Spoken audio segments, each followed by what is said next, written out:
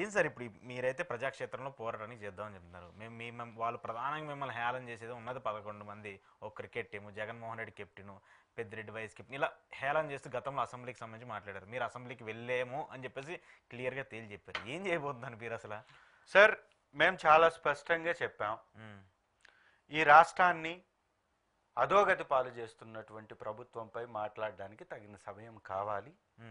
ప్రతిపక్ష హోదా ఉంటే ఖచ్చితంగా ఆ సమయాన్ని కేటాయించాల్సినటువంటి పరిస్థితి ఉంటుంది. కాబట్టి ఈ రాష్ట్రంలో జరుగుతున్నటువంటి దోపిడీ మీద, దగా మీద, అన్యాయాల మీద ఎలుగెత్తి చాటాలి, ఎలుగెత్తి మాట్లాడాలి, ప్రశ్నించాలి అంటే ఖచ్చితంగా తగినటువంటి సమయం కావాలి. దానికి ప్రత్యేక టైం కేటాయించబడుతుంది. కాబట్టి ఆ టైం కోసం మేము అడుగుతున్నాం. అది వారు ఇవ్వలేదు. చరిత్రలో లేనట్టుగా తాలిబాన్ రాష్ట్రంలో, తాలిబాన్ దేశంలో తప్ప, ప్రభుత్వంలో తప్ప జరగనట్టుగా పిఏసీ చైర్మన్ కూడా ప్రతిపక్షానికి ఇవ్వకుండా తీసుకున్నటువంటి దుర్మార్గపు ప్రభుత్వం ఈ ప్రభుత్వం. మేము దాని గురించి కోర్టుకు వెళ్ళాం. కోర్టులో ఖచ్చితంగా మా వైపున పాజిటివ్ రియాక్షన్ వస్తుంది. ఖచ్చితంగా మేము అసెంబ్లీలో అటెండ్ అవుతాం.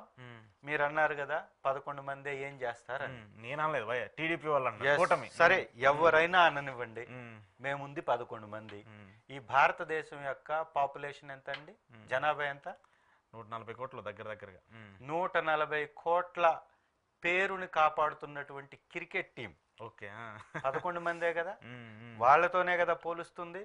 ఇవాళ భారతదేశం యొక్క పేరు ప్రపంచ పటం మీద అగ్రగామిగా కొనసాగుతున్నటువంటి క్రీడ ఏదండి? క్రికెటే కదా. క్రికెట్. ఆ క్రికెట్ లో ఉంది కూడా 11 మందే. దాన్నే కదా మీరు చూపిస్తున్నారు. ఇక్కడ కూడా అదే క్రికెట్, అదే రకమైనటువంటి బాధ్యతని మేము తీసుకోవడానికి సిద్ధంగా ఉన్నాం. అక్కడ ఒక 11 మంది సభ్యులు ఒక దేశం యొక్క బాధ్యతను తీసుకుంటే 11 మంది సభ్యులు మేము రాష్ట్రం బాధ్యత తీసుకోలేమా? మేము అడిగే ప్రశ్నకి ఎంత సమయం కావాలి? చెప్పే ఆన్సర్ మీ దగ్గర లేనప్పుడు,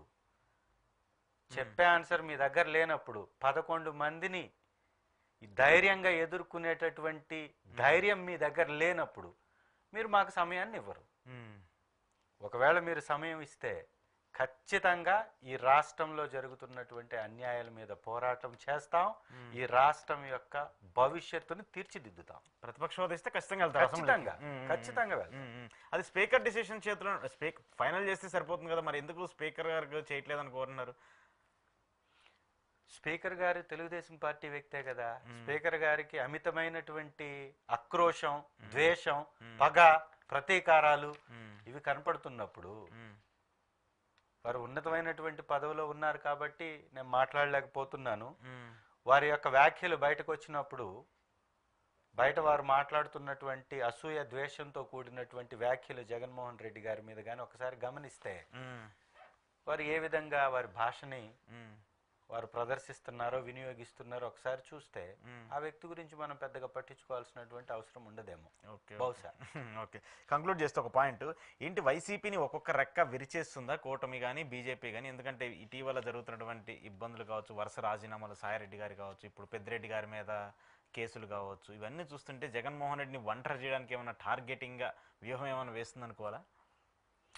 జగన్మోహన్ రెడ్డి గారు ఒంటరిగా స్టార్ట్ అయ్యి ఈ దేశంలో లేనటువంటి విజయాన్ని నమోదు చేసినటువంటి వ్యక్తి.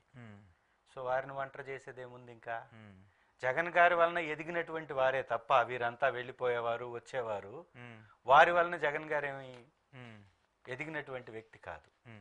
సో వైఎస్ఆర్ కాంగ్రెస్ పార్టీ బలమేంటో తెలిసినటువంటి చంద్రబాబు నాయుడే, 40 years ఇండస్ట్రీ అని చెప్పుకునేటటువంటి చంద్రబాబు నాయుడే ఒంటరిగా పోటీ చేయలేకపోయాడు.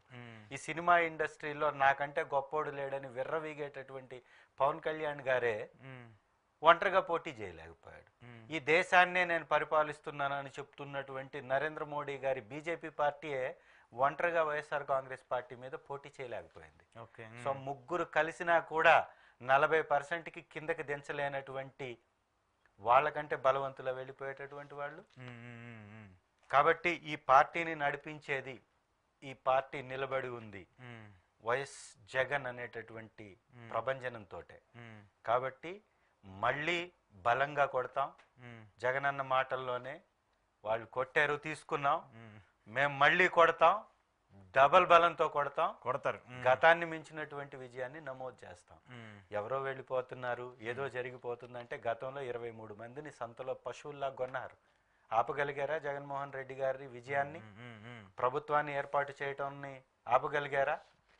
అప్పుడే పుట్టినటువంటి పార్టీ ప్రజలకు అప్పుడు ఏమీ చేయలా. ఇప్పుడు ప్రభుత్వంలో 5 సంవత్సరాల్లో మేమిచ్చినటువంటి పథకాలు ఈ భారతదేశంలోనే ఏ ప్రభుత్వం ఇవ్వనటువంటి పథకాలను ఇచ్చాం. మేము తీసుకొచ్చినటువంటి పథకాలని నరేంద్ర మోడీ గారి ప్రభుత్వమే కాపీ కొట్టినటువంటి పరిస్థితి. కొన్ని స్కీమ్స్ని. సో ఈ రాష్ట్రంలో విద్యా వ్యవస్థ మీద కానీ, ఆరోగ్య వ్యవస్థ మీద కానీ, వ్యాపార వ్యవస్థల మీద కానీ, వ్యాపార వ్యవస్థల్ని తీసుకురావడంలో కానీ, పెట్టుబడులు ఆకర్షించడంలో కానీ తిరుగులేనటువంటి చిరునామాని ఏర్పాటు చేసినటువంటి వ్యక్తి జగన్మోహన్ రెడ్డి గారు. ఇదే దావోస్ వెళ్ళారు. ఒక గ్లాస్ స్టోరీని కూడా వాళ్ళ యొక్క పెయిడ్ ఛానల్స్ లో మాట్లాడారు, చూశారు కదా.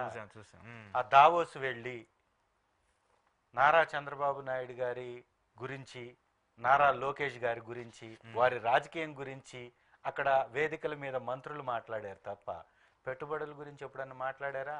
పెట్టుబడులు తెచ్చారా? దారి ఖర్చులు కూడా దండగంట. వీళ్ళు పే చేసినటువంటి ప్రతి పైసా ప్రజలు పేదల కష్టార్జితంతో వచ్చినటువంటి పైసా తీసుకుని వెళ్ళి దావోస్లో రూపాయి కూడా పెట్టుబడి తీసుకురాకుండా వచ్చినటువంటి దగా ప్రభుత్వం ఈ ప్రభుత్వం. వీళ్ళకి మాకు పోటీ ఏంటి?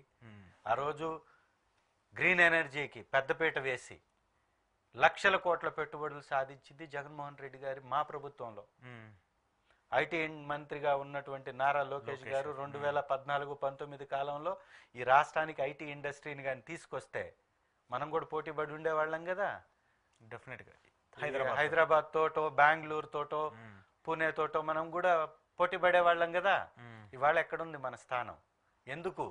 ఐటీ మంత్రిగా ఉన్నటువంటి నారా లోకేష్ గారు అట్టర్ ఫ్లాప్ అయ్యారు కాబట్టి ఏ వ్యవస్థలు రాలి. అదే మేము వచ్చిన తర్వాత ఇన్ఫోసిస్ని తీసుకొచ్చాం వైజాగ్కి, అదాని డేటా సెంటర్ని తీసుకొచ్చాం. మారుమూల పల్లెటూరులోని జిల్లా హెడ్ క్వార్టర్స్ లో కూడా ఐటీ వ్యవస్థను తీసుకొచ్చాం, పరిచయం చేశాం. ఒంగోలులో కూడా ఐటీ కంపెనీ ఉంది, వైఎస్ఆర్ కాంగ్రెస్ పార్టీలో వచ్చింది.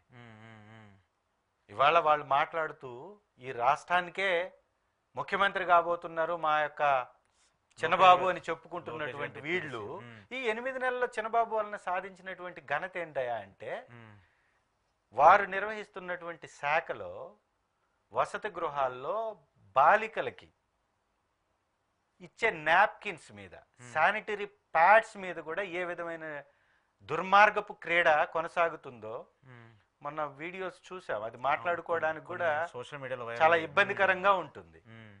తినడానికి తిండి ఇచ్చేది లేదు, ఉండడానికి ఉన్నటువంటి ఆ వసతి గృహాల యొక్క మెయింటెనెన్స్ సరిగా లేదు, ఇంటర్ పరీక్షనే సక్రమంగా నిర్వహించలేక పరీక్ష జరుగుతున్నటువంటి గంటలోనే అది యూట్యూబుల్లో ప్రత్యక్షమైనటువంటి పరిస్థితి, ఫీజుల్ని పే చేయలేనటువంటి పరిస్థితి, కేజీ టు పీజీ విద్య ఇస్తానని దాన్ని నాశనం చేసినటువంటి పరిస్థితి, పేదలకి ఇంగ్లీష్ని దూరం చేసేటటువంటి కార్యక్రమాలు, ఇంగ్లీష్ మీడియాన్ని దూరం చేసే